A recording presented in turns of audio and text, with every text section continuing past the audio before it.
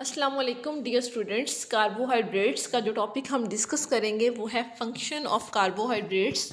Carbohydrates के क्या क्या फंक्शन है। Carbohydrates are mainly used for the body for fulfilling the major part of the energy needs. Carbohydrate इसलिए important है या इसलिए हम ज़्यादा इस्तेमाल करते हैं क्योंकि हमारे बॉडी के अंदर जितनी भी हमें एनर्जी रिक्वायर होती है कार्बोहाइड्रेट उसमें अहम रोल अदा करता है। हमारे डेली रूटीन का 55% जो एनर्जी हम लेते हैं वो हम कार्बोहाइड्रेट की मदद से लेते हैं। The main function of the carbohydrate is to supply energy for the body processes को जो एनर्जी रिक्वायर्ड होती है उसमें कार्बोहाइड्रेट का मेन फंक्शन होता है।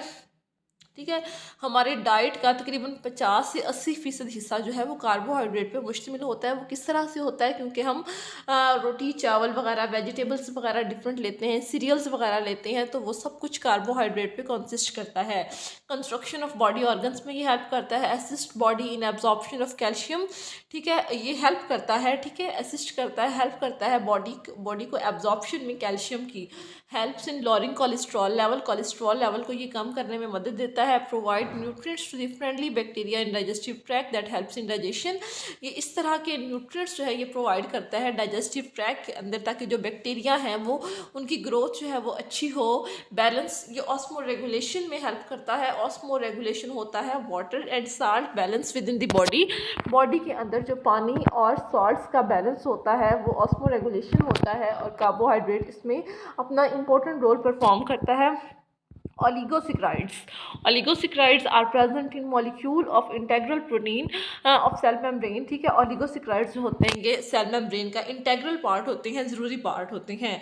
नेक्स्ट है स्वीटनेस इन कार्बोहाइड्रेट्स। कार्बोहाइड्रेट जो होते हैं वो स्वीट होते हैं। वो वाले कार्बोहाइड्रेट्स इनका मॉलिक्यूलर वेट जो है वो कम हो, हैव लो मॉलिक्यूलर वेट है, आर स्वीटर इन टेस्ट, तो उनका जो टेस्ट होता है वो मीठा होता है। ठीक है, जैसे जैसे मॉलिक्यूलर मास उनका बढ़ता है तो उनकी जो स्वीटनेस है वो डिक्रीज करती है, वो कम होती है।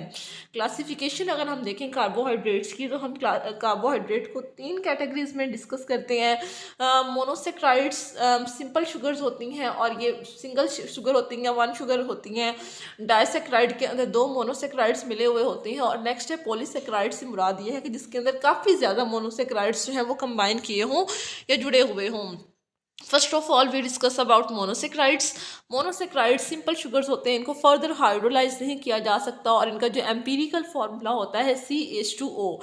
ठीक है, जिस तरह से कार्बोहाइड्रेट के बारे में कहा जाता है कि ये हाइड्रेटेड कार्बन हैं, कार्बन के साथ वाटर अटैच होता है, और यहाँ पे जो N लिखा हुआ है, N से मुराद ये है कि इनके कितने नंबर्स हैं। ठीक है, तो मोनोसेक्राइड के अंदर मिनिमम भी जो कार्बन के नंबर हैं वो 3 हैं। ठीक है, 3 से ज़्यादा ही होते हैं, 3 से कम नहीं होते।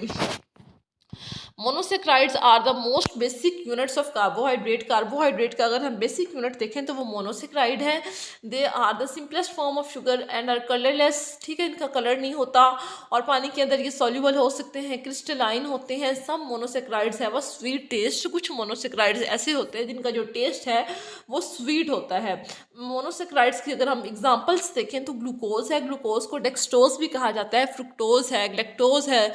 Monosaccharides are the building blocks of disaccharide. ये लाइन लिखी हुई है, monosaccharides are the building block of disaccharides. वो किस तरह से कि मोनोसेक्राइड्स, जब 2 मोनोसेक्राइड्स मिलते हैं तो डाइसेक्राइड बनता है। ठीक है, तो उनका जो कंपोनेंट है डाइसेक्राइड का वो तो मोनोसेक्राइड है, तो इसलिए इसे बिल्डिंग ब्लॉक कहा जाता है। Mono means 1 and saccharide means sugar. They are sweet in taste, ये मीठे होते हैं। It can not be further hydrolyse, इनको मजीद हाइड्रोलाइज नहीं किया जा सकता, इनकी ब्रेक डाउन मजीद नहीं हो सकती। Generally they are water soluble, आम तौर पर ये पानी के अंदर डिजॉल्व हो सकते हैं। 2 types of functional groups are present in it. इसमें 2 तरह के फंक्शनल ग्रुप मौजूद हो सकते हैं।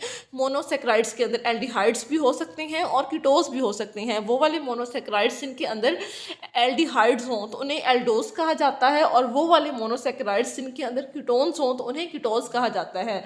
कार्बोहाइड्रेट की अगर हम डेफिनेशन देखें तो वी कैन से दैट, हम कहते हैं कि कार्बोहाइड्रेट्स आर पॉलीहाइड्रोक्सी एल्डिहाइड और कीटोन्स। कार्बोहाइड्रेट्स जो होते हैं वो पॉलीहाइड्रोक्सी एल्डिहाइड या फिर कीटोन होते हैं। तो मोनोसेक्राइड्स में भी सेम यही सिचुएशन है। अगर कार्बोहाइड्रेट के अंदर या मोनोसेक्राइड के अंदर एल्डिहाइड ग्रुप होगा, फंक्शनल ग्रुप होता तो एल्डोज होगा, और अगर कीटोन होगा तो वो फिर कीटोज होगा। आई होप आपने इसे अंडरस्टैंड किया होगा। Thanks for watching. अल्लाह हाफिज़।